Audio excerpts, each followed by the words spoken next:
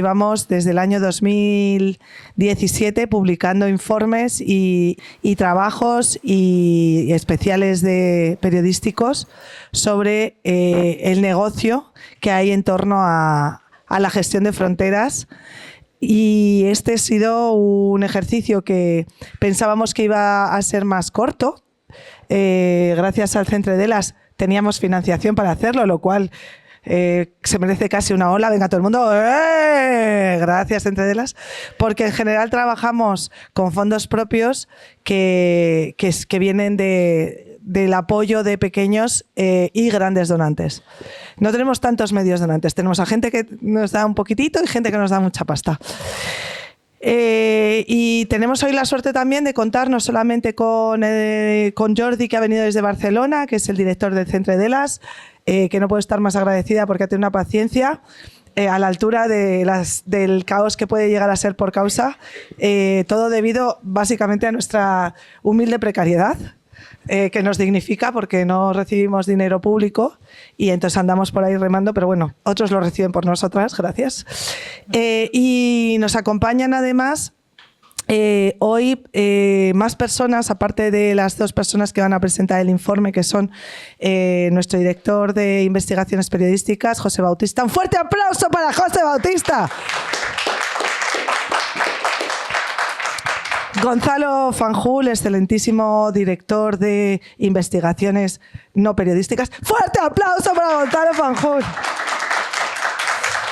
Y al resto de las personas les voy a dejar a ellos que las presenten y que las contextualicen, aunque yo las conozco, menos a Edith, que he tenido la suerte de conocerla ahora porque la he movido de sitio diciéndole que era para una de las ponentes y me ha dicho, bueno, pues sí, pues entonces me moveré. Resulta que ella era una de las ponentes.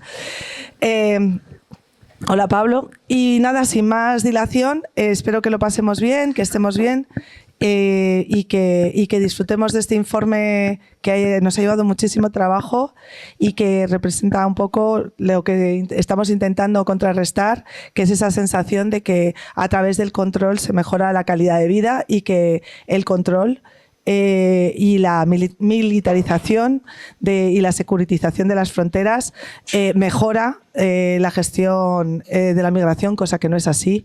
Empeora la vida de las personas, empeora la calidad de las fronteras y además potencialmente es un peligro, como estamos viendo ya en Estados Unidos, para las personas que no atraviesan esas fronteras con la precariedad que la atraviesan muchas de las personas migrantes, ¿no? O sea, las personas que vivimos en países cuyas fronteras están militarizadas, corremos el riesgo de perder nuestras democracias.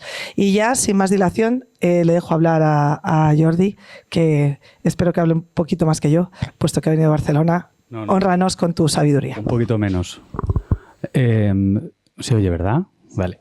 Bueno, yo vengo aquí a saludar y a dar las gracias y a conocer gente también. Y bueno, lo primero, ¿no? La colaboración, la verdad que no habíamos hecho ninguna, ¿no? De esta manera. Habíamos tenido muchas colaboraciones con José desde hace años ya, de contenidos y de artículos, etcétera. Y mira, a través de ahí hemos llegado a hacer un proyecto más grande. Esta investigación forma parte de un proyecto pues de 2 años aproximadamente. Nosotros financiamos con proyectos de subvenciones de la Generalitat Catalana o Generalitat Valenciana y Ayuntamiento de Barcelona y cosas así. Y en este caso es un proyecto bianual de la Generalitat, de la Agencia de Cooperación de la Generalitat, que tiene un enfoque de las tendencias de la seguridad, de la militarización en la sociedad, en la que incluimos esta parte de fronteras y nada, la verdad que buscamos quién lo podía hacer mejor que nosotras en el Centre Delas y está claro que esto es más cosa de por causar y así, la verdad que hemos aprendido un montón y el resultado ya lo habéis visto y ha quedado pues fantástico. Y la verdad que estaba pensando, venía en el tren, estaba pensando en cómo podía continuar. Claro, nosotros, ahora preguntaba a Gonzalo, ¿pero ya estáis con esto medio? Con esto no puedo estar porque están pasando tantas cosas de tema militar, de gas militar, de conflicto nuevo. Cada semana hay algo que no nos deja casi que analizar bien las cosas. Pero ahora venía mirándome ¿no? La evolución esta de la cuestión de buscar a los migrantes como chivo expiatorio, como ¿no? Legitimación de unas políticas de ultraderecha, con Estados Unidos quizá a la cabeza en esto. Y hablado el otro día con algunos amigos, claro, si uno lo piensa bien, pero que igual tenemos que profundizar en ello, como quizá militarizar la frontera de esta manera sea una fase de más fases que puedan venir. Digamos, empezamos por ahí o con algunos discursos, algunas narrativas, y luego eso prepara fases nuevas como tener una policía paramilitar de anti-inmigración, que eso es algo que aquí ahora parece imposible, pero bien, quién sabe si... Claro, y ahí sí que... yo estaba pensando que quizá el próximo análisis quizá tengamos que irnos a ver cómo estamos generando, ¿no? esa estructura militar también interna, ¿no? Por buscar, ¿no? Los migrantes al estilo de la SESIA en la época nazi. Y bueno, que no lleguemos ahí, pero bueno, quizá explicándolo bien podamos preverlo. Y nada, oye, gracias por venir tanta gente a escuchar esto. No tengo nada que decir aquí más que eso, que dar las gracias y nada, a escucharos. Muy buenos días y muchísimas gracias por venir. Como decía Lula, yo soy Gonzalo Fanjul y dirijo el área de investigaciones. Y este informe que os vamos a presentar, hemos dividido la presentación en las dos, digamos, a la presentación de los dos grandes productos de esta investigación, que son el informe, que ya está disponible y que está disponible en castellano en nuestra web ya, que se llama Fronteras Inteligentes, Democracias Negligentes, un título por el que se me ha criticado bastante, pero yo estoy muy contento con el título, que digamos, proporciona el fundamento teórico y el fundamento más académico a algunos de los argumentos que después hemos desarrollado en la pieza periodística que ha dirigido José y su equipo y que publicamos ayer en el diario Ara y que luego José os va a presentar, ¿no? Nuestros equipos trabajan de manera imbricada. Este es el modelo de por causa. Nuestra generación de información combina el tipo de investigación más social o académica que hacen los especialistas en derecho o en economía o en antropología o en cualquiera de las disciplinas que toquemos, trabajando directamente con periodistas de ámbitos muy diferentes. En este caso, periodismo de investigación clásico para analizar la estructura de los contratos y la economía de la industria del control migratorio, que es esta línea a la que hacía referencia Lula, que tenemos abierta desde hace 7 años y que es una línea de investigación constante de la que forma parte este proyecto, ¿no? Sí me gustaría decir desde el principio que esto ha sido un equipo el que ha hecho este informe, del que forman parte Martina Biersvika, que está aquí, Luisa Forjaz, Noemí Mena, que está en Holanda y que es una especialista académica que también nos ha apoyado, José y yo también dentro del informe. Fuerte aplauso para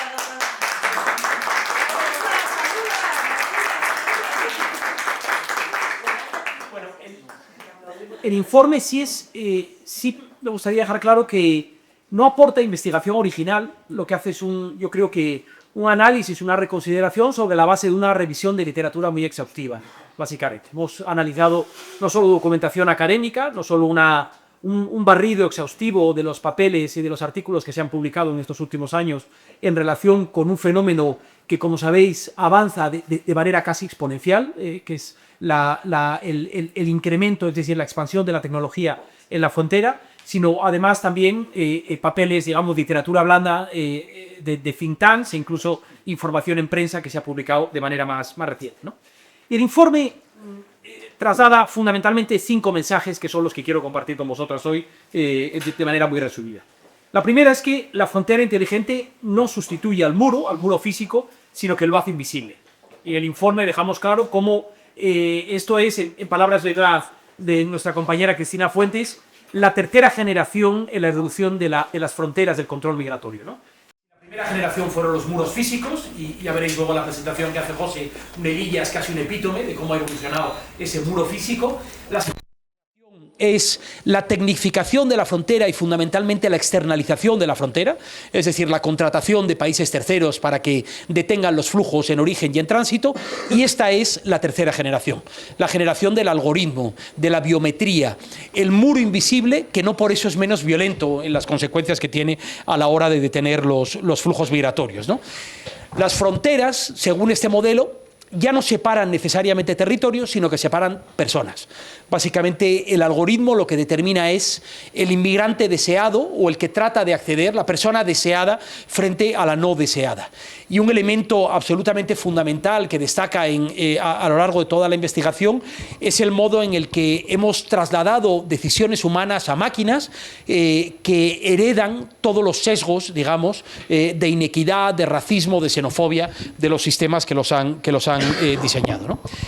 El segundo mensaje es que esta es una infraestructura tecnológica que lo atraviesa absolutamente todo. Y aquí simplemente os voy a compartir el gráfico que tenéis, bueno, no voy a entrar aquí en detalle, pero el gráfico que tenéis en el informe, que explica cuál es el despliegue, y ni siquiera cubrimos todos los aparatitos y los juguetitos tecnológicos que se aplican, pero cuál es el despliegue de las herramientas tecnológicas de control migratorio a lo largo del proceso completo de movilidad humana, ¿no? Desde el origen hasta el lugar más remoto, la casa de acogida más remota en los países de destino, ¿no? Y aquí tenéis cómo en origen se utilizan análisis predictivo de datificación y datificación de perfiles en origen, sistemas avanzados de vigilancia fronteriza, el Sistema Europeo de Vigilancia de Fronteras, bases de datos de impresiones dactilares que se comparten entre los diferentes países de la Unión Europea, software para la perfilación de viajeros,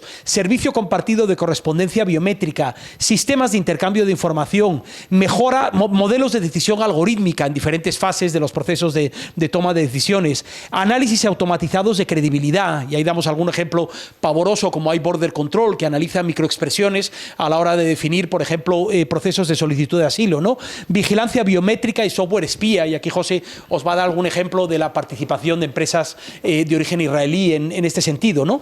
Y lo que hacemos es utilizar diferentes ejemplos de grandes proyectos europeos de investigación, de innovación o simplemente de desarrollo tecnológico que han ilustrado, digamos, que han fundamentado cada una de estas fases, la introducción de cada una de estas tecnologías. Y como os digo, esto es simplemente una fotografía parcial de lo que está ocurriendo. La Unión Europea gasta cantidades milmillonarias y crecientes, esta es una fuente inagotable de recursos, para financiar a empresas, a centros académicos, centros de investigación, que diseñan, desarrollan e implementan este tipo de tecnología a la que hacía referencia, ¿no? Lo interesante, y esta es una de las cosas que en el informe no entramos en mucho detalle, pero que es algo que queda de manifiesto, que está en el trasfondo, es que el despliegue de esta tecnología no está teniendo como consecuencia la detención de los flujos, es decir, no cumple su propósito principal, el propósito principal para el que fue diseñado. Y esto es algo que hemos visto en generaciones anteriores de control migratorio. Las rutas se encarecen, se alargan, se encanallan, pero en último término, la gente que quiere llegar, que intenta llegar, trata de acceder por vías todavía más peligrosas, ¿no? El tercer mensaje fundamental del informe es que este es un modelo subcontratado. Esto es un negocio extraordinario. Nosotros acuñamos ya hace algunos años el concepto de industria del control migratorio para describir el ecosistema de empresas, organizaciones e instituciones que están haciendo un negocio pimpante como consecuencia del control migratorio, ¿no? Hemos destacado algunos casos particularmente llamativos, como una agencia de cooperación, la FIAP, que ha ido cambiando de nombre a medida que nuestras investigaciones iban avanzando, que es un ejemplo, yo creo que particularmente alarmante, de cómo una agencia de cooperación se pone al servicio de los objetivos de control migratorio de la Unión Europea, ¿no? Pero a partir de ahí hay una miríada de empresas, fundamentalmente en el sector de la defensa o el sector armamentístico y el sector de la tecnología, que están trabajando en este sentido. José va a explicar el caso español de una manera más clara, ¿no?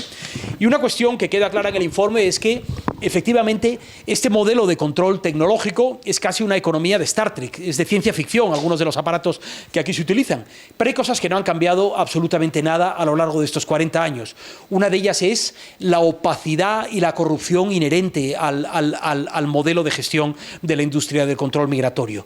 Pocas empresas asociadas a intereses del Estado se llevan una cantidad obscena de recursos en procesos opacos a los que es difícil acceder, y el caso español yo creo que es un ejemplo particularmente significativo de todo esto, ¿no? El cuarto mensaje, y esto es algo que nos interesaba especialmente en el informe, aunque es la parte menos prolija porque es la parte en la que hemos encontrado menos información, es que nada de esto es inevitable.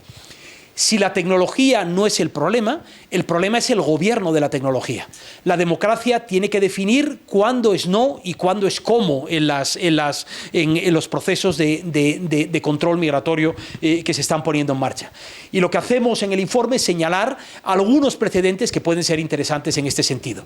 Desde casos macro, como el de Nueva Zelanda y su legislación sobre transparencia algorítmica, a posibilidades interesantes, como el Reglamento de Inteligencia Artificial de la Unión Europea, aprobado en el año 2024, y quizás luego cuando hablemos con especialistas en este ámbito podremos tratar alguna de estas cuestiones, que ya define la frontera como un sector de alto riesgo en este sentido, a precedentes interesantes, como por ejemplo la victoria de Cibio en el Tribunal Supremo, en este caso por un caso de acceso a subvenciones del bono energético contra la pobreza energética, pero que explican cómo también las instituciones pueden poner freno a la opacidad algorítmica, ¿no? Y aquí señalábamos algunos principios que son claros y aplicables, que tienen que ver con control humano significativo, transparencia real y auditorías independientes de los sistemas, evaluaciones de impacto en derechos, mecanismos de apelación y reparación y posibilidad de suspender sistemas que vulneren derechos, ¿no? Y quinto elemento, y con esto termino, que es absolutamente central en nuestro argumento.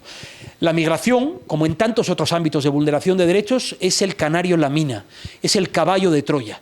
Lo que ahora se está haciendo con poblaciones vulnerables que no se pueden defender, poblaciones en este caso extranjeras, con derechos débiles en nuestras sociedades, mañana va a ocurrir con el resto de la población. Hay distopías que antes eran distopías literarias y que hoy son casos reales, como el caso de China. Cualquier ciudad de China está poblada de centenares de miles de cámaras que recogen información biométrica de los ciudadanos y de las ciudadanas, que son capaces de identificar qué está haciendo cada persona en cada momento, y eso está ocurriendo ahora, en este momento. En los Estados Unidos, para acceder con un visado de acceso temporal ahora en este momento, si rellenáis veréis que ahora de forma opcional, pero muy pronto de forma obligatoria, como ya ha anunciado el gobierno, uno tiene que declarar cuáles son las redes sociales en las que participa. Y no puedes mentir, porque la máquina identifica que si mientes te niegan el acceso directamente. La máquina revisa cuál es el contenido de tus redes sociales y determina de manera aleatoria quién es el que entra en el país, de acuerdo a lo que ha dicho, de acuerdo a si la opinión es conveniente para lo que el Estado opina en ese momento o no, ¿no? Por lo tanto, cuando nosotros ponemos sobre la mesa esta información y tratamos de abrir una conversación pública, que eso es lo que hace por causa con un informe como este, estamos advirtiendo sobre algo que afecta ahora a los inmigrantes, pero que en el futuro, y ahora yo diría, nos puede afectar a todas las demás, ¿no? Muy bien, pues yo lo dejo ahí. José, te doy la palabra. Hablamos mucho con gente que está en el sector tocando día a día la realidad de muchas personas en situación irregular. Las compañeras de CEAR están por aquí también. Voy a ir un poco al grano. Todo esto lo podéis ver en más detalle en el especial que publicamos ayer con Ara, que además creo que es la primera vez que publicamos en catalán una investigación grandota, y está guay también. Y os digo también antes de empezar, esta parte que yo voy a contar ahora tiene su punto de origen en una descarga masiva de contratos públicos. Todo eso ya alimenta una base de datos. Si alguien de aquí quiere acceder, solo tiene que mandar un email y pedirle y se la mandamos. El trabajo que hacemos es copyleft, es público 100%. E insisto, bebemos mucho de gente que lleva mucho en esto, como los compañeros de Algo Reis. Voy a algunas ideas. Yendo, por ejemplo, empezando por el concepto, conclusiones que sacamos. Todo esto que está aplicándose, toda la tecnología que se está implementando en frontera, por tierra, mar y aire, aunque no lo veamos, como decía Gonzalo, es un poco el canario en la mina. Tiene ese factor de caballo de Troya. Hoy nuestra sociedad acepta que esto se haga porque, bueno, le sucede o afecta, creemos, a gente que viene de África, con la que no empatizo porque su realidad es muy distinta a la mía. La realidad es que ya se está aplicando también a los que, entre comillas, son de aquí. Hay un ejemplo muy claro, cada vez que vamos a un aeropuerto, si venimos de un país de fuera de la Unión Europea, le estamos dando toda nuestra información biométrica a una serie de empresas privadas, entre ellas compañías israelíes, que la gestionan de aquella manera. No tenemos acceso, el gran coeficiente aquí es la opacidad a todos los niveles. Y de lo que sí estamos ya al tanto es de que, por ejemplo, dos ejemplos. El problema que ha habido con los cribados médicos en Andalucía. Muchas mujeres que podían tener cáncer de mama y se enteraban 3 años después porque nadie las llamaba para decir, oye, tienes que hacerte revisiones, te tenemos que tratar. Toda esa cagada es de una empresa japonesa tecnológica que se llama NTT Data. NTT Data es la misma empresa que fabrica los lectores de pasaportes y un montón de tecnología a la que nosotros le estamos dando nuestra información, algo tan íntimo como nuestra cara, nuestras huellas dactilares, cuando pasamos por el aeropuerto. Si han metido la pata con un tema tan grave como el de los cribados, ¿qué estarán haciendo con nuestros datos? Ya sabemos, por ejemplo, que empresas como AENA, que es el gestor de los aeropuertos, AENA se llevó no ha tenido mucho vuelo, pero bueno, les ha caído una multa de casi 11 millones de euros de la Agencia de Protección de Datos porque se puso a captar por su cuenta, como quería, sin justificación, los datos biométricos de miles de personas que pasaban por aeropuertos como el del Prat o aquí en Barajas. Nuestra información ya está en manos de empresas que no sabemos qué uso hacen de esos datos y lo peor de todo, aquí hay una cuestión también de soberanía del Estado. El gobierno o el Estado están dando ese tipo de ámbitos a empresas totalmente privadas, a menudo corporaciones del sector de la industria armamentística, y de nuevo, no tenemos ni idea de cómo se están gestionando, sí sabemos las bases de datos con las que se comparten, pero no muy alentador. Viendo lo que, por ejemplo, ya está pasando en Estados Unidos, cuando veas las barbas del vecino mojar, pon las tuyas a remojar. Bueno, la cuestión es que esto ya forma parte del día a día, aunque no lo veamos. Voy un poco al grano. Del análisis de cientos de contratos y por valor de más de 500 millones de euros, una sorpresa o no sorpresa es que aquí se están beneficiando las empresas de siempre. Y de nuevo, son empresas que dan razones para preocuparse. NTT, ya la mencioné, pero también está Indra. Indra es una de las grandes de la industria armamentística española. De hecho, le está yendo muy bien con el plan de rearme. Quien tuviera acciones en Indra el año pasado, su valor se ha multiplicado, o sea, ha aumentado un 150% en solo un año, lo cual es un síntoma o permite ver lo bien que le está yendo todas estas empresas del sector armamentístico, no solo con la remilitarización de nuestras sociedades, sino también con la frontera, a todos los niveles, tierra, mar y aire. Hay empresas muy grandes de otros países, Thales, la grande de la industria armamentística francesa, es la tercera del ranking, creo. Hay una cosa que nos llama mucho la atención y es que aparecen muchísimas empresas israelíes y sobre todo intermediarias. Sabéis que el año pasado, en septiembre, el gobierno aprobó un embargo. Se supone que no se pueden comprar ni vender productos o tecnología del sector de la defensa, que es muy amplio. Y sin embargo, estas empresas están encontrando un resquicio que consiste en que tú abres aquí una empresa en Madrid, le pones el nombre que quieras y la empresa se dedica a comercializar tecnología israelí. Legalmente le estás comprando a una empresa española, pero lo que estás comprando es tecnología israelí. Hemos encontrado tecnología israelí de defensa, que además sabemos que se testea contra el pueblo palestino en Gaza y en Cisjordania. Por ejemplo, en los radares del CIBE, la red de radares que España tiene desplegado sobre todo en el sur y en las Islas Canarias para detectar pateras. Y hago un inciso, aquí desde hace muchos años tenemos la tradición de preguntarle a Indra, que es la empresa que lo implementa, luego Israel mete ahí su tecnología, su software. La empresa que lo implementa presume, a la hora de vender esa tecnología a otros países, de que es capaz de detectar un trozo de madera de 1 metro cuadrado en el mar de Alborán, en la costa granadina, en fin. Y nosotros le preguntamos, si tu tecnología es tan potente, ¿por qué sigue aumentando el número de personas que mueren en la ruta hacia Canarias o incluso en el estrecho de Gibraltar? Y nunca responden. Insisto, la opacidad es la gran norma. Hay empresas que venden tecnología israelí, por ejemplo, todos nos acordamos de Pegasus, del escándalo del espionaje, a gente del independentismo y a periodistas también.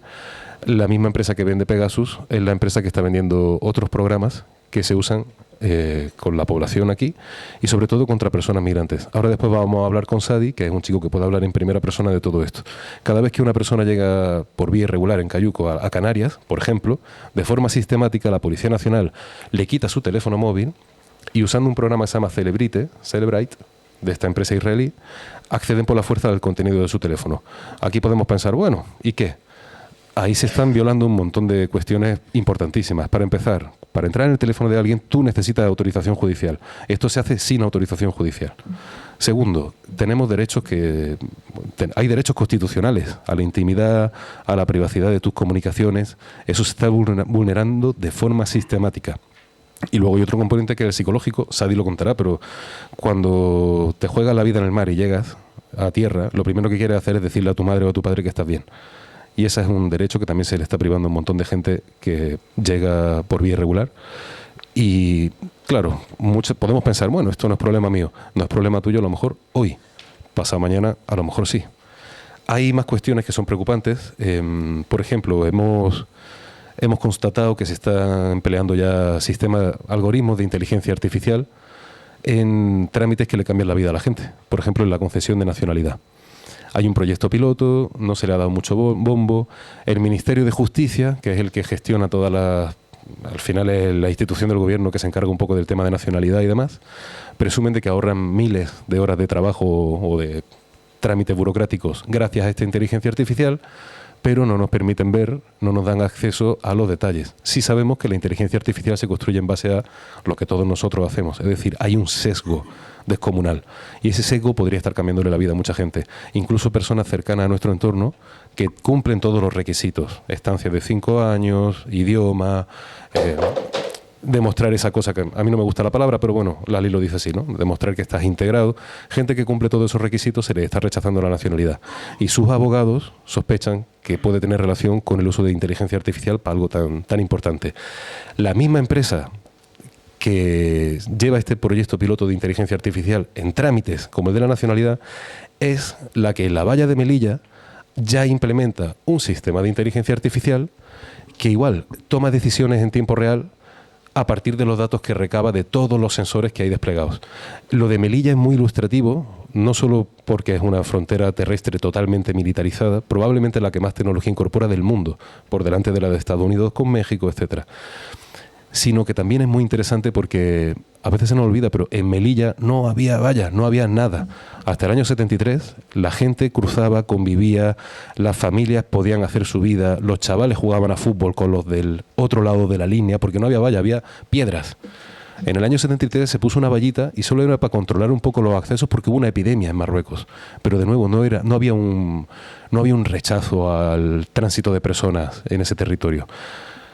Desde mediados de los 90 que se empezó a construir la valla hasta ahora, el perímetro de Melilla y el de Ceuta se han convertido en una artimaña de acero, dispositivos. Hay cacharritos que lanzan líquido irritante, hay detectores de sonido, los pasos. Cuando alguien se acerca a la valla también se le detecta de esa forma. Hay cámaras de larga distancia, hay drones, hay cosas que son propias de una película distópica, pero que ya son realidad y que de hecho el gobierno está gastando muchísimo dinero en esto. Lo último que hemos visto, por ejemplo, y esto todavía no había salido, esto es nuevo, ahora mismo la valla de Melilla, que hablamos de valla, en realidad son 5 vallas. Deberíamos de hablar de las vallas de Melilla, no hay una. Marruecos ha construido un segundo foso, España ha puesto este tipo de estructuras en el perímetro de la valla para que la gente que salta no pueda correr. Ojo que la gente que salta, cuando entra, cae sobre una maraña de acero, siga tridimensional se llama, está pensado directamente para que te rompas las piernas y no puedas moverte. Pero si no te las has roto, directamente no puedes correr. Te expulsan en caliente por las puertas que han construido, y esto lleva poco tiempo, y Marruecos ha hecho ahora unas garitas en las que encierra a la gente para que los periodistas y los ciudadanos que estamos pendientes de estos temas no podamos ver el tipo de trato que se les da. Todo esto se acelera a partir de la que ya es la masacre más mortífera en una frontera terrestre de la Unión Europea, que es la que tuvo lugar en Melilla en junio del año 2022. Voy al grano y termino casi. Hay una cosa también muy, muy preocupante y cuesta casi creerla teniendo en cuenta que en teoría hay un gobierno progresista en España ahora mismo. En una entrevista que nos dio Marlaska para New York Times, hace un par de meses, él lo reconocía. La clave ya no está en cerrar la frontera, la clave ahora está en adelantarla. Cristina, nuestra compañera, ella utiliza un concepto que es la verticalización de la frontera. La frontera de España ya no está en Melilla o en Canarias, ahora está en Senegal, en Mauritania, en Mali, y de aquí salen cosas peligrosas relacionadas con tecnología de control fronterizo. Por ejemplo, este programa que usa la policía para acceder por la fuerza a los teléfonos de los migrantes, este programa israelí, Celebrite, España se lo está regalando a regímenes autoritarios como el de Mauritania. Y esto no nos viene por fuente humana, esto lo tenemos por escrito en documentos oficiales. Darle tecnología de espionaje a un régimen que no tolera la libertad de expresión, la libertad de información, es una forma de apuntalar una dictadura. Luego hablamos de democracia. Otro caso preocupante, hemos constatado, y esto nos llega por información de inteligencia, que en Mali, por ejemplo, hubo un golpe de Estado hace unos años. El gobierno de España, a través de esta agencia de cooperación FIAP, lleva mucho tiempo enviando tecnología de control fronterizo a ese país. Vehículos blindados, sistemas que interceptan llamadas o que localizan a una persona que enciende un móvil en mitad del desierto, cámaras que permiten ver de noche o de rayos infrarrojos. Esa tecnología que España le está regalando al gobierno de Mali durante mucho tiempo, ahora está cayendo en manos de organizaciones que desestabilizan el país todavía más. Hay dos que hemos identificado, y esto no lo decimos nosotros, lo dicen informes de inteligencia. Parte de esta tecnología está cayendo en manos de mercenarios de origen ruso, de lo que antes se llamaba Grupo Wagner, ahora se llama Afrika Korps, y están cayendo en manos también de organizaciones yihadistas, sobre todo de una que se llama Janim, que es como la filial de Al-Qaeda en los países del Sahel. Dicho de otra forma, la tecnología que España manda a países terceros para reprimir a quienes migran sin alternativa segura, a menudo se utiliza para lo contrario. Cae en manos de o gobiernos autoritarios o organizaciones paramilitares que desestabilizan, que pegan fuego a las aldeas, que machacan a la gente, y como resultado el flujo de personas que tiene que abandonar su hogar aumenta. Al final es como que al gobierno con este tipo de transferencias le está saliendo el tiro por la culata. No están evitando que la gente se vaya, sino que están alentando que se vayan con más desesperación todavía. Y termino incidiendo, todo esto se hace con total opacidad, hay un descontrol absoluto. Esto ya no va de 4 personas que vengan de África, esto ya nos afecta a todos. Está presente, aunque no lo veamos, en aeropuertos, en puertos, en controles fronterizos, en las vallas de Ceuta y Melilla, incluso los controles que a veces se establecen ya en los Pirineos, las conexiones que hay entre Francia y España. Este es un problema que debería de apelarnos a todos. Esto ya no va solo de alguna gente que está en otros países con la que podamos o no empatizar. Y este es un tema que pone o que tensa mucho las líneas rojas del sistema democrático que todavía tenemos. Ya si miramos alrededor, Estados Unidos y otros países, podemos ver qué pasa. ¿Qué efectos tendría todo este despliegue tecnológico tan bestial en un país como España si el día de mañana una formación de extrema derecha llegase al poder? Bueno, y a partir de aquí nuestro interés, algo que a lo mejor ocurre. No sé si habéis visto las elecciones presidenciales de ayer de Portugal, pero bueno, Chega, el Vox portugués, se coloca en cabeza, es la formación más votada, muy, muy de lejos del segundo, que es el Partido Conservador. Sí. Ha subido mucho, pero creo que... Yo he visto, pues en el resultado que vi hoy en el país salía como 30 y pico % Chega. Se lo ponían el primero. Ah, vale. Igualmente, aquí estamos teniendo un despliegue militar tremendo. Y por cierto, todo este esfuerzo que hacemos en Por Causa y en otras organizaciones para ver quién se beneficia responde a una pregunta básica que hay que entender desde el ámbito narrativo. Prestamos atención y debemos de prestar atención a los perdedores de este sistema roto, a las personas que pierden la vida o que viven aquí durante 10 años y tienen que esconderse sin haber cometido ningún delito, simplemente porque están en situación irregular, o a quienes están privados de libertad sin haber cometido ningún delito en centros de internamiento de extranjeros. Pero todo esto responde a otra pregunta. Sabemos quién pierde, quién gana. Y creemos que es muy importante poner el énfasis en esa pregunta para intentar entender por qué un sistema roto que causa dolor, que es un despilfarro de dinero público descomunal, se sigue manteniendo a flote y no hay visos tampoco a nivel político de que esto vaya a cambiar. Dicho esto, queríamos abrir diálogo. Gracias por venir. Tomas tú la batuta.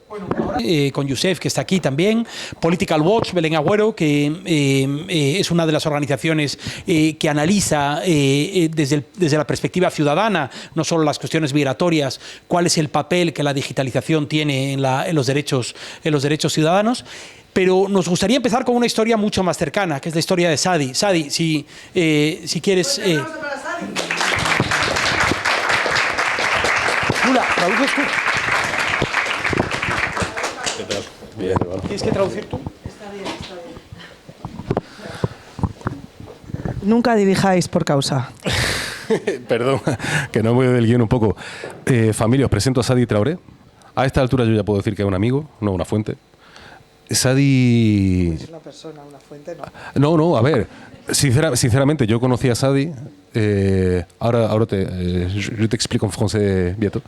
Yo conocí a Sadi trabajando, yendo a investigar mucho a Mauritania, a investigar estos temas. Desde el minuto 1 me trató como un hermano, me ayudó un montón, y queríamos que Sadi estuviese aquí hoy, porque Sadi es una persona que vivió en carne propia todo el tema del que estamos hablando. ¿Qué significa? ¿Cuál es el peso de la tecnología de frontera sobre la vida de una persona como él? Sadi está aprendiendo español, pero habla francés, yo con ayuda de Lula le voy a hacer una pequeña entrevista aquí, si os parece. Sadi, bienvenue.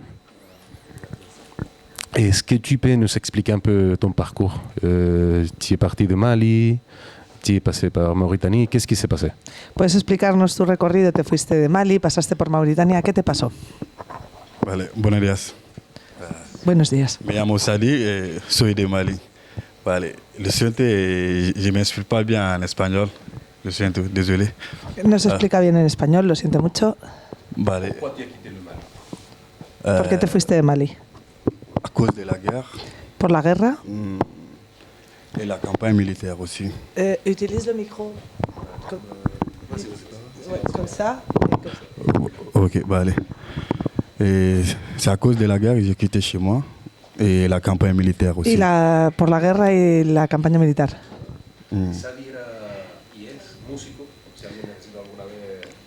Sadi es músico y si alguien necesita una vez un cantante podéis llamar a Sadi. Doy fe, vino a cantar al Congreso de Periodismo de Migraciones, fue maravilloso.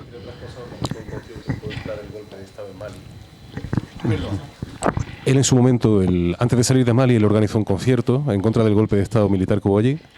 Eso le valió muchas represalias. Aparte, Sadi no es una persona que su religiosidad la lleva por dentro y hubo gente que también quiso forzarle a expresar su espiritualidad de una forma que a él no le gustaba. Se sintió en peligro y se fue. Sadi, tu es arrivé en Mauritanie. Qu'est-ce qui s'est passé là-bas? Tu peux nous parler un peu des prisons des migrants là-bas, des policiers espagnols que tu as vu? Sí, me traduzco. Le pregunto si nos puede contar un poco su experiencia en Mauritania, cuando llegó desde Mali a Mauritania, y qué le pasó en las cárceles de migrantes donde él estuvo, y qué experiencia tuvo con agentes de Policía Nacional dentro de esas cárceles de migrantes. Vale. La première des choses, pour rentrer en Mauritanie, c'est pas facile. Parce qu'il y a des façons de rentrer en Mauritanie. Para entrar en Mauritania es difícil, hay diferentes formas de entrar en Mauritania. Quand tu rentres, depuis aux frontières, on te demande qu'est-ce que tu viens faire en Mauritanie. Donc, quand tu es venu pour passer, tu dois trouver des mots à dire pour ne montrer pas que tu es venu pour passer, de partir en Europe ou de Méditerranée. Cuando llegas a la frontera, lo primero que te preguntan es qué vas a hacer en Mauritania y tienes que tener preparado un discurso para que no se entienda que tú estás pasando a Mauritania para irte a Europa. Un matiz aquí. Toda la frontera mauritana, que es gigante, miles y miles de kilómetros, está equipada con puestos fronterizos pagados por España y la Unión Europea, en los que, por cierto, se registran los datos biométricos de la gente. Mauritania y la frontera, hay poblaciones que llevan miles de años pasando de un lado a otro, porque eso es una línea imaginaria. Ahora ya se ven impedidas de poder hacerlo o de no arriesgarse a tener que pagar sobornos o a cosas peores.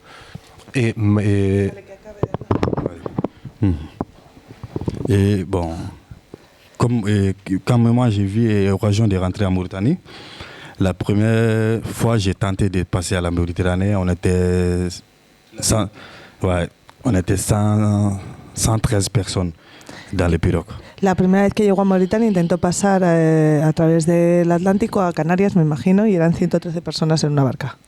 Vale, donc dès que vous essayez de monter sur la pirogue, il y a des petites pirogues qui viennent vous prendre pour aller vous verser dans les grandes pirogues au milieu de la mer. Te llevan en una pequeña embarcación a la embarcación grande que es luego la principal. Donc quand on essaye de traverser, la première fois il y avait des polices et de la mer, la marine, qui sont venus nous attraper. Bon, chacun a couru d'aller se cacher.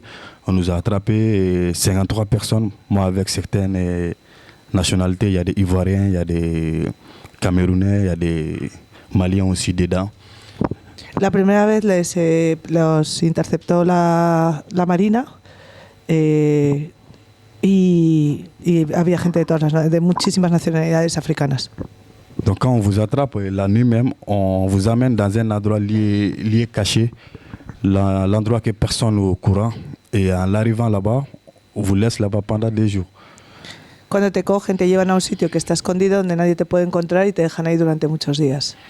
Donc à la 3e jour, on vous fait rentrer dans une bus non plaquée. Il n'y a pas de plaque, mais les bus là, on peut seulement de signifier avec les couleurs.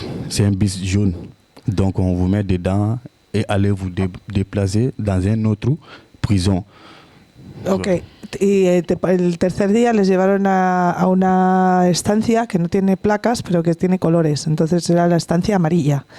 Y de ahí, o sea, luego te trasladan a otra prisión. Et là-bas, à la troisième jour, il y avait des policiers espagnols qui venaient et ils sont là justement pour prendre vos empreintes et des photos. Et après, ils partent la journée. On nous a amenés jusqu'à la frontière entre Mali, Gogi y Gogi, Mauritanie. Entonces, ese tercer día vinieron policías, eran españoles, les tomaron las huellas dactilares, les hicieron fotografías y luego les subieron en un vehículo y los dejaron en una de las fronteras de Mauritania. Donc là-bas, on vous laisse chacun se débrouiller pour lui-même. Y cada uno se las apaña como pueda. Chacun se débrouille pour lui-même de rentrer ou de retourner. Donc il y avait plusieurs personnes qui étaient fatiguées et ils ont rentré chez eux. Moi, avec quelques groupes aussi, on a essayé de retourner vers Mauritanie. Algunas de las personas volvieron a sus casas desde la frontera y otras personas volvieron a intentar entrar en Mauritania. Él forma parte de las personas que intentaron entrar en Mauritania. A ti te abandonaron en el desierto en 2 ocasiones, ¿no? Tu as été refoulé 2 fois. C'est la première que j'ai en train d'expliquer comme ça. Ça, c'est la première fois. Donc, la deuxième, quand on est retourné à Mauritanie, la deuxième, c'était quoi? Et ça, c'était la faute d'un coxeur.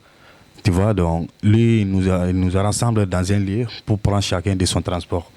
Donc, c'est là-bas, il y avait un civil qui nous a indiqué vers les polices. Donc, ils sont venus nous rattraper dans une maison, là où on était rassemblés pour donner des cotisations. Donc, bueno. La segunda vez que le coge la policía en Mauritania, que le ha atravesado de nuevo la frontera, llega y un intermediario les mete a todos en un piso prometiéndoles que les van a hacer cruzar y la policía llega al piso y les detiene a todos. Voilà. Y Sadi, saltando muy rápido, bueno, un matiz.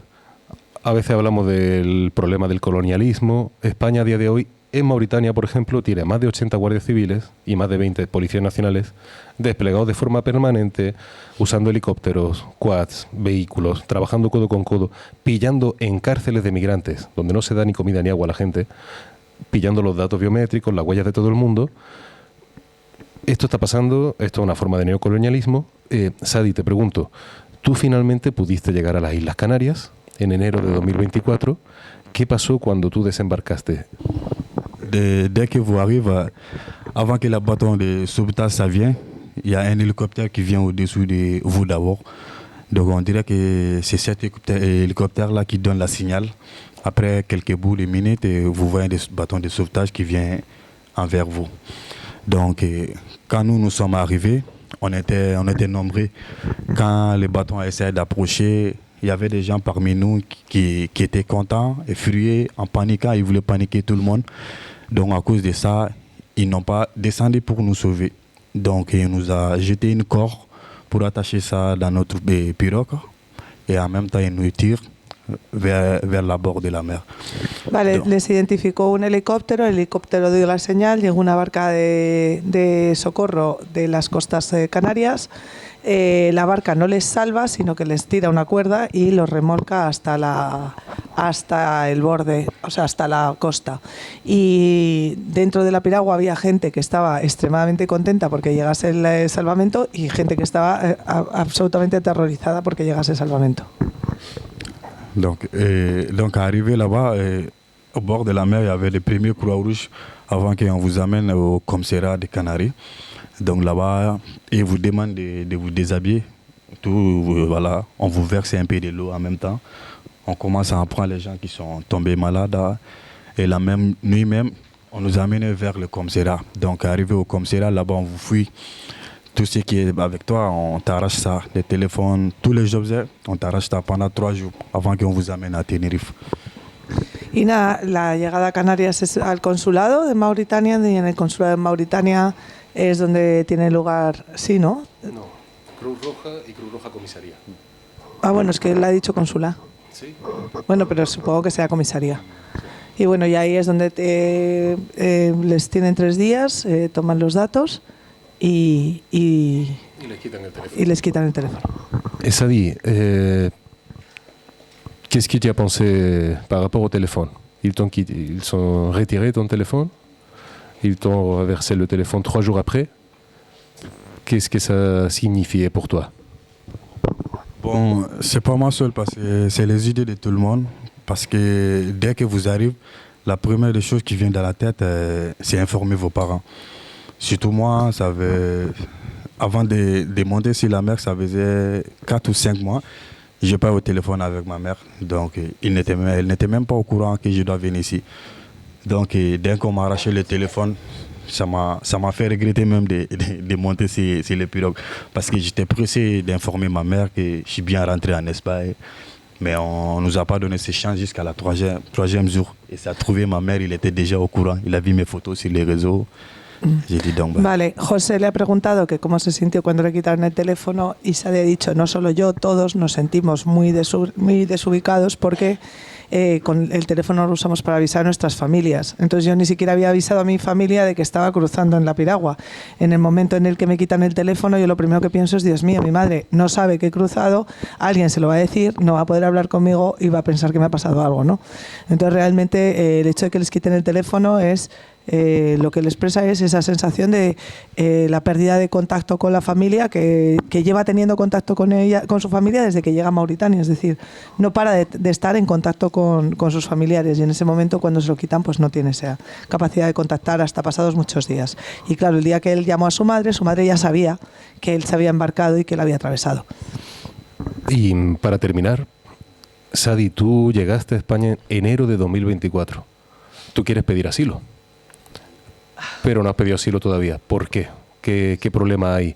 Lo digo porque Sadi ha sufrido en carne propia todo el despliegue tecnológico, pero es también un ejemplo de cómo la tecnología se podría usar para cosas maravillosas como acelerar la tramitación de peticiones de asilo y no se hace. Sadi, tu es arrivé en janvier de 2024, tu as essayé de demander l'asile, tu n'as pas pu le faire. Pourquoi? Qu'est-ce que tu as fait? Quel est le problème? Ça fait 2 ans que tu es ici et tu n'as pas eu le rendez-vous. Bon, bientôt, ça va faire 2 ans. Ça va faire 2 ans bientôt.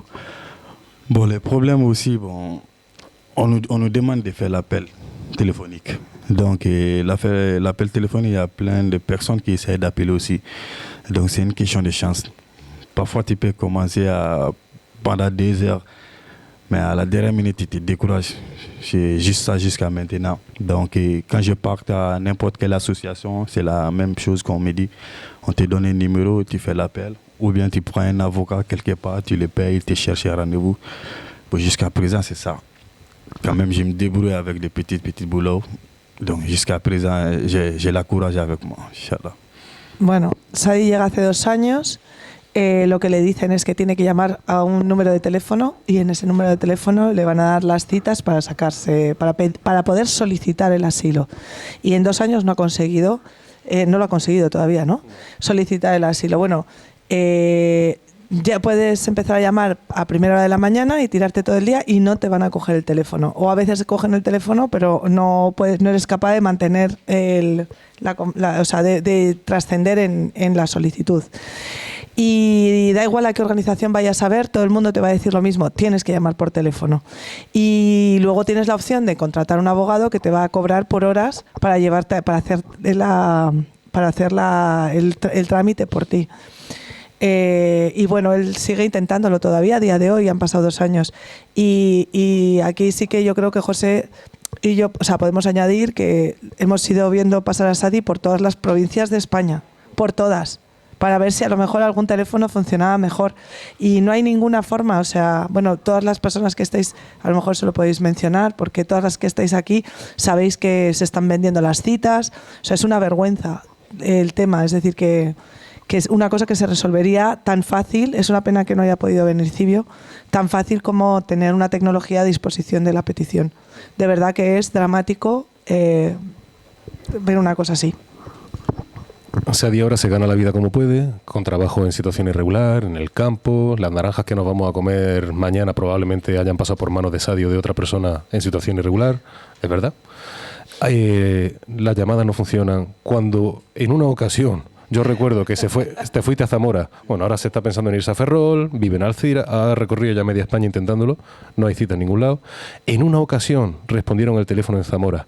Problema, Sadi no habla español todavía. La tecnología podría facilitar eso. Hay traductores simultáneos. No se utilizan tampoco en este tipo de trámites. Sadi, merci beaucoup d'être venu. Un fuerte aplauso. Antes que nada, buenos días. Y sobre todo gracias a Sadi por ser valiente, de venir a contar su historia. Es muy duro relatar todo lo que te pasa y revivir constantemente. Por eso, antes que nada, gracias a él por ser tan fuerte en contar lo mínimo, porque lo que él ha contado ha sido totalmente suavizado. Es un relato muy duro y por eso muchas gracias.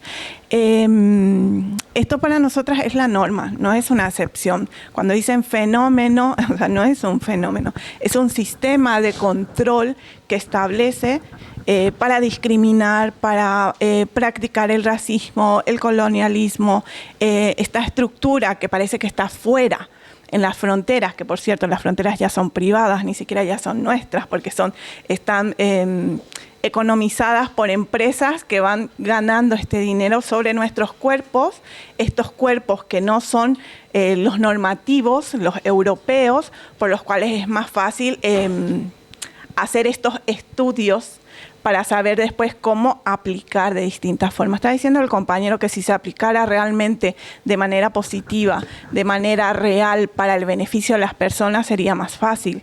En lo que estaba contando de la cita. Las citas generalmente ahora están dependiendo de qué ciudad o en qué momento te encuentras, están hasta 600, 700, 800. Nosotras encontramos una compañera que le ofrecieron 1.500 euros para darle la cita, porque lo necesitas urgentemente, depende de la necesidad que tengas, y eso está pasando aquí.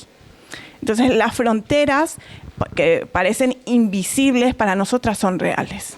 Y lo vivimos en el cuerpo, lo vivimos en el alma, nos mutilan.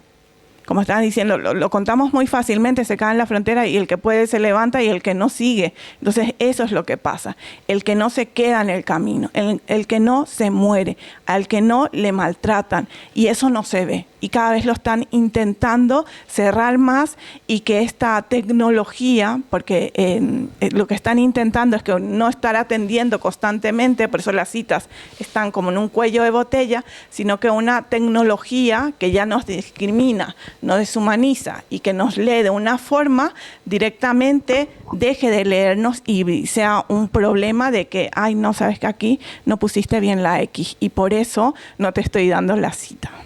Entonces, esto pasa en la frontera, esto pasa día a día y esto pasa aquí en España, en cualquier oficina que nosotras necesitamos un trámite administrativo.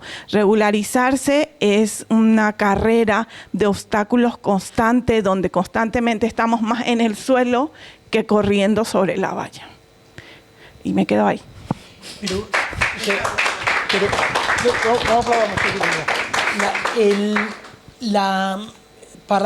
¿Tú has notado a lo largo de estos años cómo la tecnología se ha ido introduciendo cada vez más en la realidad de la inmigración irregular? Estoy pensando tanto en la represión, como bueno, has hablado de oportunidades perdidas de la tecnología, pero en materia de represión, por ejemplo, de identificación, ¿dónde crees que la tecnología está suponiendo un problema añadido en este? La tecnología se alimenta por parte de un aparato que ya es racista y discriminatorio. Lo están creando de esa forma. Entonces, directamente ya está leyendo cosas que ha determinado un aparato que dice que tú no vas a entrar o ustedes no van a entrar porque no me benefician, para sostener esta frontera económica por la cual las oligarquías están teniendo estas empresas tan beneficiosas para ellas. ¿Cómo también se determina? Hay una opacidad que nunca podemos saber realmente qué está sucediendo, cómo han determinado, cuáles son los patrones que establecen para decir si tú eres de Mali, si tú eres peruana, si tú eres filipina, no puedes entrar, o quiénes son los migrantes buenos y quiénes son los migrantes malos. Eso también, como tratar de enfrentarnos a nosotras mismas y que ahora constantemente con esta nueva, bueno, ya no es ni siquiera nuevo, ahora lo sigo diciendo, pero no, el Pacto Migratorio Europeo se ha recrudecido justamente para seguir matándonos, porque nosotras morimos. Entonces, se ha deshumanizado tanto nuestros cuerpos que la problemática o el fenómeno migratorio ya no se tiene en cuenta, porque cada día sucede algo nuevo, por lo cual nuestras vidas se determinan de acuerdo a cuánto beneficio como cuerpo nosotras estamos dispuestas a entregar a este país que nos acoge. Gracias, Edith.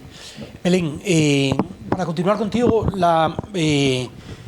este desafío de la tecnología para los derechos fundamentales no se limita a la cuestión migratoria. Hay un desafío a la ciudadanía y vosotros habéis estudiado este asunto en detalle. Si nos puedes contar un poquitín más cómo veis desde Political Watch este asunto y quizás algún otro ejemplo que pueda ser ilustrativo en esto. Vale, pues nada, muchas gracias por la invitación y por el informe, la verdad es que está genial, súper interesante. Coincido con lo que comentaba Edith, creo que efectivamente al final la inteligencia artificial, y esto ya no voy a ser ni la primera ni la última que lo diga, solamente viene a reafirmar el sistema sobre el que estamos construidos, es decir, es un sistema racista, capitalista y utilitarista, o sea, eso es como la base. Entonces, la inteligencia artificial, lamentablemente, esto que nos contaba Sadi, lo que cuenta el informe de el uso de la tecnología en el control fronterizo, no es ni el primer y lamentablemente no va a ser el último caso. O sea, hay ya una serie de casos y hay ya una serie de evidencias científicas que muestran cómo la tecnología está impactando en los derechos de colectivos históricamente vulnerados, que puede además ser utilizado para vulnerar nuevos derechos, ¿no? Entonces ahí al final yo creo que el debate tiene que seguir siendo cómo seguimos generando evidencias de cómo la tecnología va impactando en los derechos, pero que también es un debate sobre cuánta evidencia científica puede ser necesaria para contrarrestar una decisión política, porque esto al final no dejan de ser decisiones políticas. La implementación de toda esta tecnología en el control fronterizo, bueno, en el caso Bosco, ¿no? En la asignación de subsidios, en quién merece una ayuda y quién no, en quién tiene una visa y quién no, al final es una decisión política. Entonces creo que el debate también tiene que estar ahí y me gustó mucho el juego de palabras, ¿no? De la democracia negligente. Creo que es muy interesante porque al final la utilización de la inteligencia artificial viene a terminar de allanar ese camino en esa crisis democrática, en ese proceso de autocratización en el que ya estamos inmersos. En Political Watch nos gusta, creo que somos investigadores también de base, ¿no? Está muy bien seguir creando diagnósticos, seguir generando investigaciones, pero hay que partir de esa realidad. O sea, estamos inmersos ya en un proceso de autocratización en distintos niveles, según en el país en el que nos encontremos. Lamentablemente esto es cierto. Entonces, es hora de empezar ese debate de qué tanto vamos a seguir generando esos diagnósticos, cuánto podemos debatir o pelear ya en cortes, como el caso de Sibio, por ejemplo, que logró este increíble logro con el caso Bosco, porque al final es necesario generar jurisprudencia, sentar bases y empezar a proteger cada vez más y con diferentes recursos a todos estos colectivos vulnerados. Y aquí simplemente una cosa final, o sea, al final ver esta violencia y lo que decía Edith, coincido totalmente, asumir que esta violencia ocurre y pensar que no hay nada que hacer para evitar estos niveles de violencia, al final no solamente nos deshumaniza a estos colectivos, sino que además nos va acostumbrando a ver unos niveles de violencia que lo estamos viendo con todo el tema de ICE en Estados Unidos, ¿no? Empezamos a normalizar estos niveles de violencia que parece que no hay límite, ¿no? O sea, que parece que no hay ningún límite para los niveles de violencia que podemos ver. Entonces, esos niveles de polarización, esos niveles de desinformación también están muy fogoneados por ciertas industrias y creo que ahí el debate sigue siendo quién se beneficia y cómo podemos hacer que dejen de beneficiarse, que deje de ser una industria beneficiosa. Y lo dejo ahí. Josep, te pregunto yo ahora rápidamente.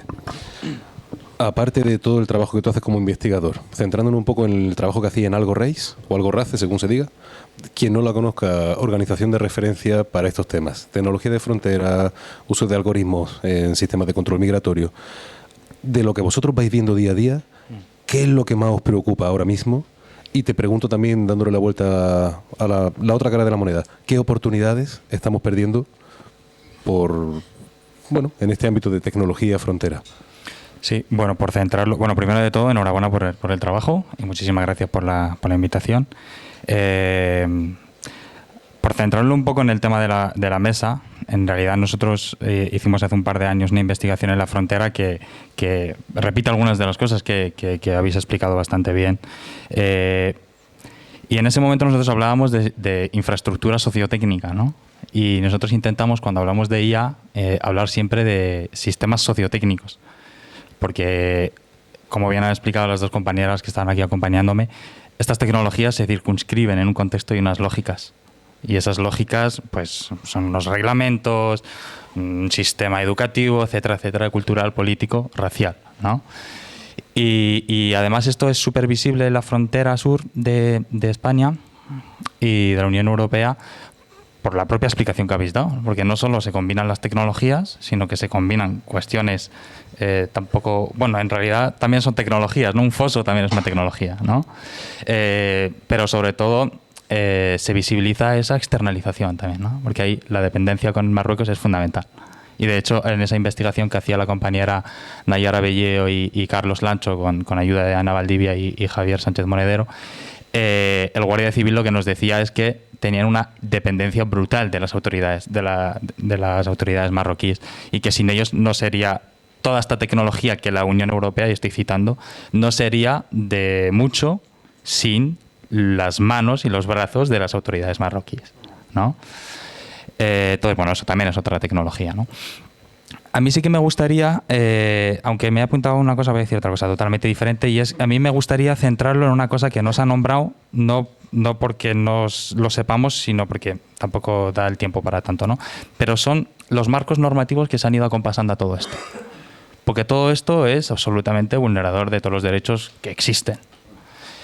Pero es que en los últimos años se han aprobado, al menos que nosotros hayamos identificado y hemos escrito bastante sobre ello, 4 marcos normativos que han dado legitimidad a lo que es ilegítimo, ¿no? Y por ir muy rápidamente, se ha reformulado Schengen, el Código de Fronteras de Schengen, supuestamente para acompasar la lógica de las fronteras internas de la Unión Europea, pero en realidad lo que se posibilita es, primero, el screening tecnológico que hablaban de los teléfonos, de te cojo el teléfono y absorbo toda la información que tienes, que no hay nada más ilegal y vulnerador de la privacidad.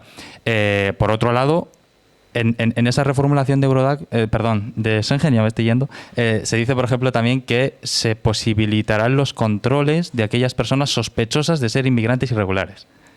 La legalización absoluta del perfilamiento racial, ¿no? Lo que hace el ICE allí, aquí también lo tenemos, en nuestras fronteras, ¿no?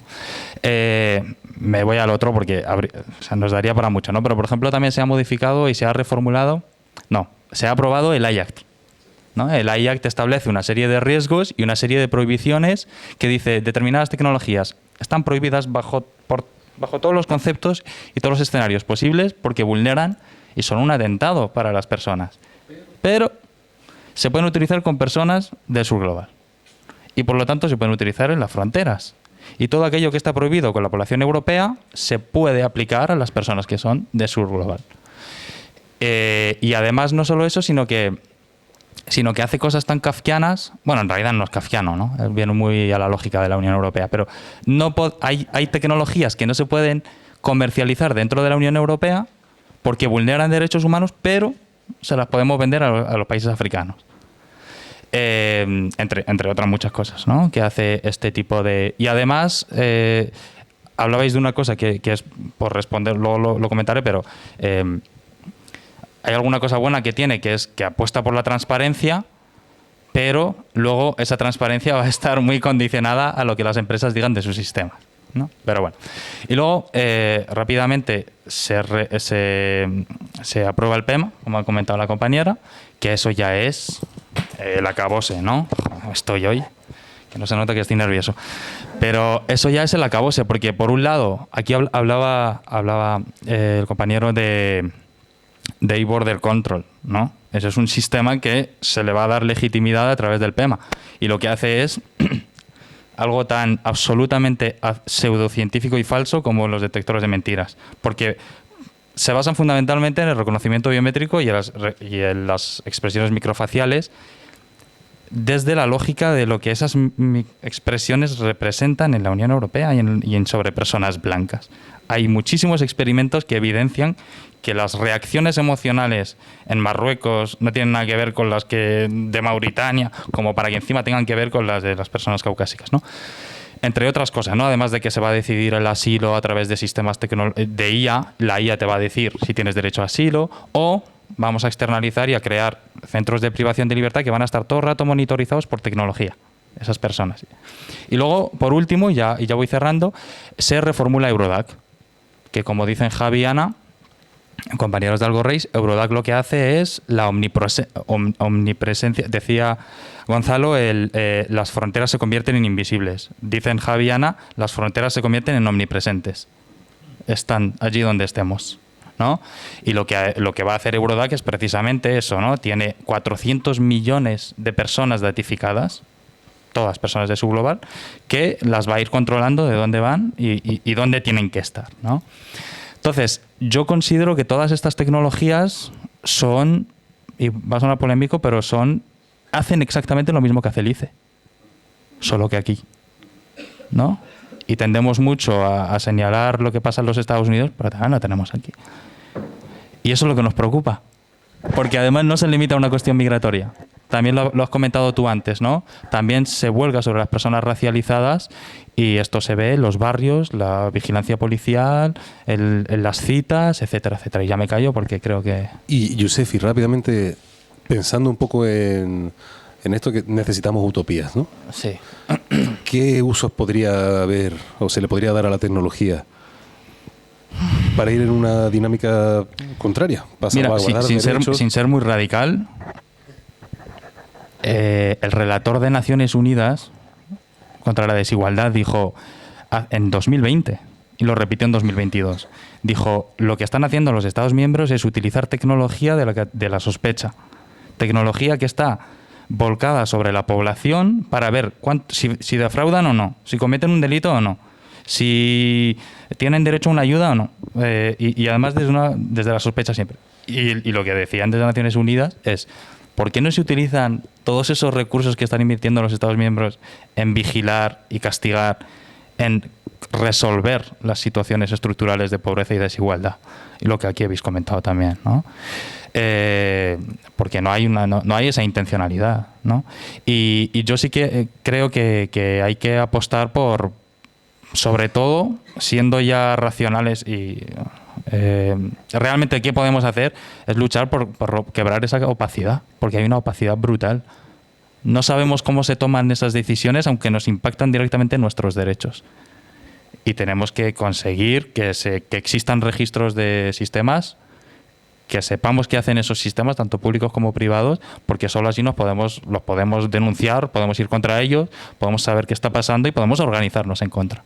Y es ahí donde tenemos que apostar. Pues oye, muchas gracias a los tres, ¿eh? Y un aplauso fuerte. Gracias, compa.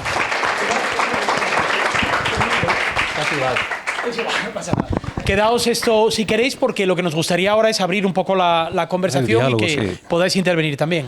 De hecho, yo, Moja Guerrero, siempre lo digo mal, se ha tenido que ir por un tema de la tele y eso, pero aprovechando, por ejemplo, veo que están las compañeras de la Asociación Pro Derechos Humanos, o por ejemplo, Ekaich. Ekaich Cancela, además de amigo, es una persona que dedica mucho tiempo de su vida a investigar la intersección entre tecnología, soberanía, democracia. Hay un libro muy guay que se llama Utopías Digitales, yo lo recomiendo y te sitúa muy bien. Todo este tipo de cuestiones, Ekaich, ¿cómo las ves en el contexto que tú manejas, de grandes tecnológicas? Bueno, yo no sé dónde mirar, pero... Bonita camiseta. Bueno... Yo poco más que decir. Hola, vale. La investigación es maravillosa, así que felicidades. Simplemente comentar que y quizás ir un poco a la abstracción antes de ir un poco a la infraestructura tecnocolonial que tiene su expresión en la frontera, y es cuando José ha dicho que todo el proyecto de la frontera de Melilla se inicia en los 70, puede parecer una casualidad, pero los 70 es un año clave. En los 70 se pone en jaque el orden mundial, estadounidense y el proyecto liberal que nos había acompañado desde la Ilustración, no solo con la OPEC, con la crisis del 73 y con el auge del neoliberalismo, sino principalmente este proyecto liberal y modernizador se pone en jaque por el auge de los movimientos de liberación nacional que inician procesos de descolonización y también con las protestas del Mayo francés que ponen de manifiesto esta idea con la que se había ido creando ya no solo la Unión Europea, sino el mundo occidental, de que hay una especie de tensión, se le llama zigzag, las teóricas le llaman zigzag, entre universalismo y racismo y sexismo, ¿no?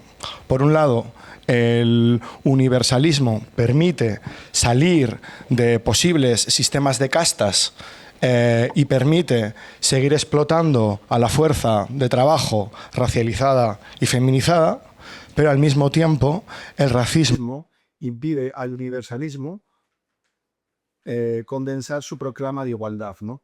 Entonces, mediante un reformismo liberal, desde el siglo XIX hasta 1970, se va progresando y se va llevando esta retórica del universalismo, que está muy atada a un Estado, a una posición del Estado secular, donde el ciudadano se relaciona con las instituciones públicas mediante su condición de ciudadano, y todo el mundo sabe que su condición de ciudadano del norte casi siempre implica que no exista la ciudadanía en otras partes.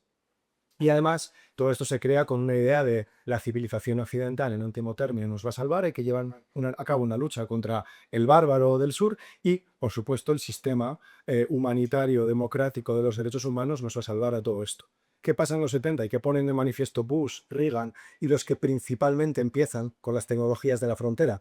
Que es en sus complejos militares industriales donde se empieza a poner de manifiesto este estatismo, este antiestatismo. Lo que yo he hecho con mis investigaciones es tratar de demostrar cómo en ese momento, en los 70, ante la crisis del orden liberal, que como os decía, era una dialéctica permanente entre inclusión y exclusión, se empieza a sustituir esa dialéctica que era reformista y liberal, pero al menos, de cierto punto, permitía cierto progreso. Ese mundo, esa cadena de valores se cae y se rompe. Y de manera progresiva se va buscando justificaciones para, en lugar de una dialéctica, una confrontación permanente. Y ahí es donde vamos vemos cómo van naciendo desde el 11S, desde Irak, desde Afganistán, se empiezan a pensar en tecnologías de frontera que puedan insertarse en determinados espacios de Oriente Medio y de esta forma empezar a replicar lo que vemos ahora en el IAI. Esto creo que llega al presente, y con esto termino, con el momento neoreaccionario, con el momento Peter Thiel, ¿no? Con estos momentos de los grandes CEO tecnológicos, que si veis, por ejemplo, el libro de Eric Schart, el CEO de Palantir, que yo siempre digo que Thiel es el multimillonario más maligno de nuestra época, ¿no? Porque está desarrollando la tecnología en frontera que está sirviendo, pues, Immigration EOS, este software, empieza a establecerse esta idea de que no se puede resolver la dialéctica y el zigzag mediante ninguna cuestión democrática, y se empieza a abogar por una estrategia tecnocolonial de aceleración. En esta estrategia tecnocolonial pasa una cosa. Todas las tensiones inherentes a la globalización neoliberal, lo que pone de manifiesto el cinismo de la política migratoria, de libre circulación de capital, pero no libre circulación de personas, esta gente lo resuelve de manera muy sencilla. Esta gente lo resuelve buscando acabar con las contradicciones y creando chivos expiatorios. Estos chivos expiatorios, como hemos estado viendo, son principalmente migrantes, es la población queer, son las mujeres, y esto es lo que estamos viendo con todo el movimiento reaccionario. El problema es que esto no es una cuestión discursiva. Ya no solo es una cuestión discursiva de que se hayan puesto en jaque las ideas occidentales, sino que se está creando una infraestructura. Gente con mucho dinero, fondos de capital riesgo, como Peter Thiel, como todos los CEOs detrás de las empresas tecnológicas, como la Trump Jr., como Alex Karp, que lo acabo de citar, están creando progresivamente, con el enorme capital que tienen de haber estado, pues han lanzado Fixia, han lanzado PayPal, han estado desde los años 90 especulando con tecnologías, y ahora tienen un presupuesto enorme para ir financiando las tecnologías que además ayudan a estos estados posteriores al neoliberalismo, si se quiere, al Estado trampista a desplegar una infraestructura de exclusión que, como decía, resuelva la contradicción de la globalización neoliberal, no diciendo es que la globalización neoliberal es un problema y está generando este tipo de productos, sino que nunca es la lógica interna del capital, es el de siempre es algo externo. Y en esto algo externo siempre son las primeras personas con las que nos fijamos, son los migrantes. Entonces, si nos paramos a analizar, y ese consejo, Josep ha trabajado en una investigación llamada Authoritarian Stack, que radiografía en esto, y os animo a mirarla para entender lo que es el tecnocolonialismo y tratar de ver cómo se está creando una infraestructura que no solo opera en las fronteras, porque esta infraestructura que se está creando en las fronteras en Gaza, está creando en Ucrania, el objetivo es que en el futuro sirva para gestionar a las poblaciones nacionales. ¿Con qué? Con los mismos sistemas que hay aquí. Sistemas de reputación social para las personas migrantes, drones, todo tipo de softwares de seguimiento. Esto es con lo que se está experimentando. Son simplemente bases de datos que sirvan para luego gestionar todos los conflictos que se den en las poblaciones nacionales cuando la migración y cuando todos los procesos que están desestructurando o los está estructurando el capitalismo, los procesos se pongan de manifiesto. Entonces, hay que tener cuidado en nuestra investigación es genial en ese aspecto.